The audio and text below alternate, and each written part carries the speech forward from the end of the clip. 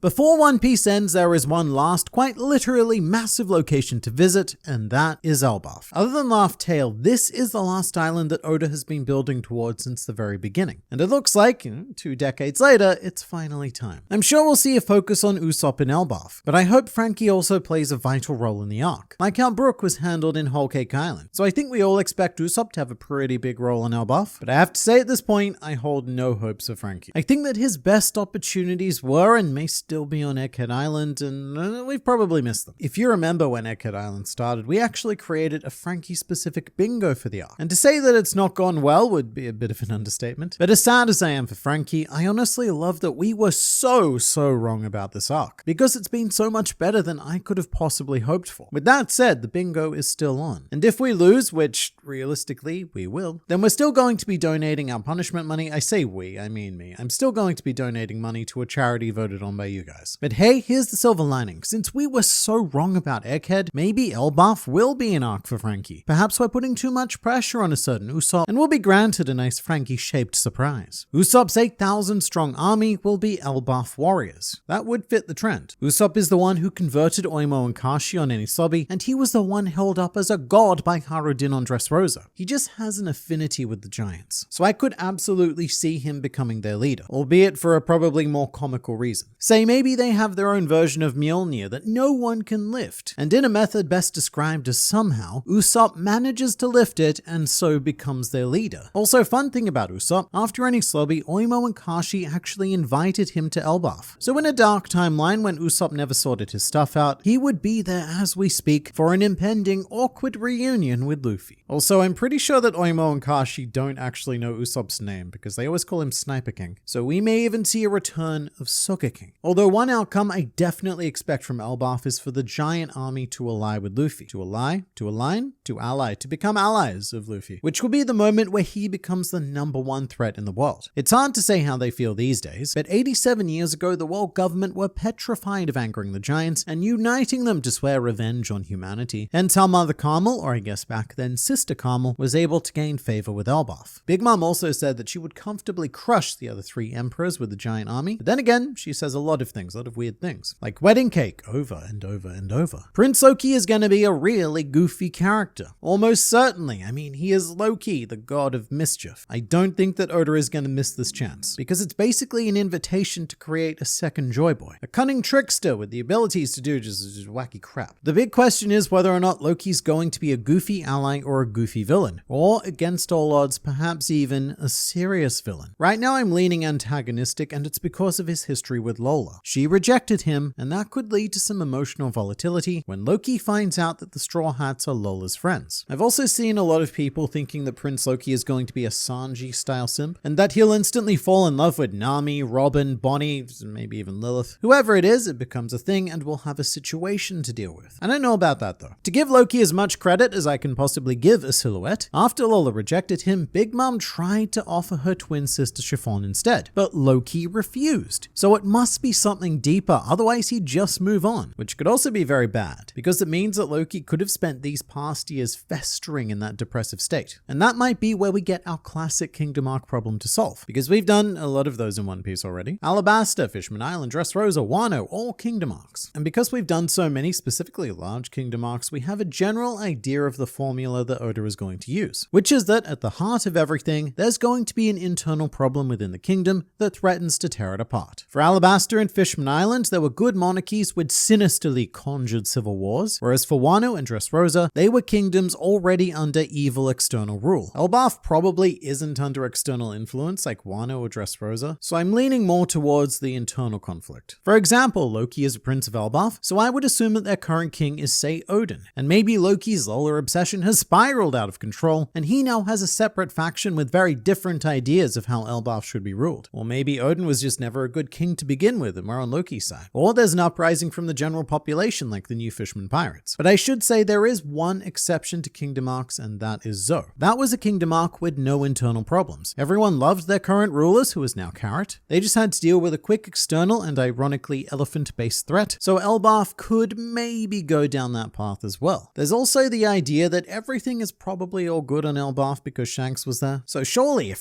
there were bad things, then he, as a generally good dude guy, would have fixed that. But then again, Shanks was also in Fuchsia Village for a whole year on Dawn Island, and he did sweet FA there. He let their monarchy run loose with their general dickery, and we all saw how that turned out. It turned out as stelly, and Elbaf could be similar. Shanks secludes himself to a small village rather than the general kingdom. But here's the reason why I don't see Loki being a major serious antagonist. It's because you would need to make him a step up from Kaido. Oda is in a bit of a tough spot right now, because it just isn't that interesting to have Luffy fight classic antagonists anymore. That's probably why we skipped York and went straight to Kizaru. Although it might offer Oda a chance to keep his height theme going. Because in case you didn't know, Oda has a special guide for designing Luffy's major antagonists. Doflamingo, for example, is almost exactly 2 Luffys tall, Katakuri is 3 Luffys tall, and Kaido was 4 Luffys tall. So if we're staying on trend, Loki could be 5, maybe even 6 Luffys tall. And I also think I'm being a bit too straightforward here, because it could go in an entirely different direction. What we could see on Elbaf is a full-on comedy fight. The sun god Nika versus the god of mischief. Because something we often forget to take into account when analyzing One Piece is Oda's goal as a storyteller, which isn't just to please the readers, but to have the most fun possible whilst drawing it. In an interview with the Detective Conan mangaka, Oda even outright stated that he doesn't want One Piece to become a quote serious manga. It will be a surprisingly short arc. I expect most arcs from this point forward to be relatively shorter till we get to the climax of the series. So either it's going to be a really short arc, or this is the island where the vast majority of the climax of the series is going to happen. As in, the world government launch a full-scale invasion, Blackbeard appears, maybe even Crossguild appears. And if the final road poneglyph is there, the emperors, well, they're gonna want that. Basically, everyone would need to be there except for Shanks, who was already one step ahead of everyone. And it also could heavily connect to the Void Century. If Joy Boy was a giant, as the massive hat implies, then Elbaf could be where almost everything gets revealed. Also Saul, he's important. He took all of O'Hara's books to Elbaf, so there are many secrets to learn along with Vegapunk's own research. And speaking of, the Robin Saul reunion is probably my most anticipated moment, because this would be the first time that a Straw Hat has had the chance to reunite with their mentor. 2 decades later, after Robin has done exactly what Saul said would happen and found friends. Not many Straw Hats have that opportunity, primarily because most mentors are dead. The others would be Luffy meeting Shanks, and I guess Brook meeting Laboon. Laboon isn't really a mentor, but